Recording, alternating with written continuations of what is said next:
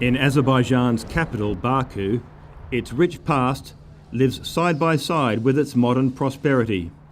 And a conference featuring the International Monetary Fund, the World Bank and parliamentarians from 70 nations last month experienced this success story firsthand. The head of the country's central bank told the 170 MPs Azerbaijan's economy remains on track. The Azerbaijani economy is in good shape, developing rapidly, especially in the past 10 years. In terms of growth, Azerbaijan is among the world leaders, with a 3.4% growth rate. This means Azerbaijan is now an important donor nation, able to make a difference in the developing world, and its new role is welcomed by the World Bank. We are here in Azerbaijan, and I actually am a World Bank staff that spent a lot of his time in the early 1990s after the independence of countries such as Azerbaijan. And I think it is very meaningful that this country is hosting this conference. It is also a sign of maturing institutions and obviously in the case of Azerbaijan also of obviously growing and successful economies.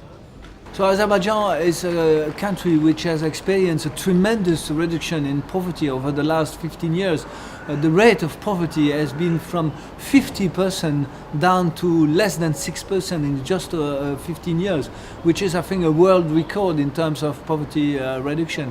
So we thought it was very significant to be here in Azerbaijan, where you had such a tremendous success in terms of poverty reduction, which is one of the main policies of the World Bank.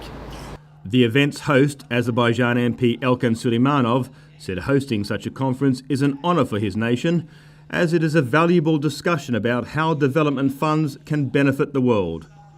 The conference was told how the IMF is spending $1 billion to rebuild the Democratic Republic of Congo in the wake of the 5-year war that ended in 2003. But Mr. Suleimanov said there remains an unresolved conflict less than 300 kilometres from Baku, Nagorno-Karabakh, over which his nation fought a bitter war with Armenia in the 1980s and 1990s. As a matter of fact, international organizations, various international organizations, are not quite interested in the settlement and the resolution of this Nagorno-Karabakh problem. The organizations such as UN, European Parliament, Council of Europe, and many other European institutions are not interested whatsoever to once again to reiterate, to solve the problem. Well, there are many factors that build into this non-resolution of the problem, one of which is the religious issue. It's a matter of between Christianity and Islam and Muslims.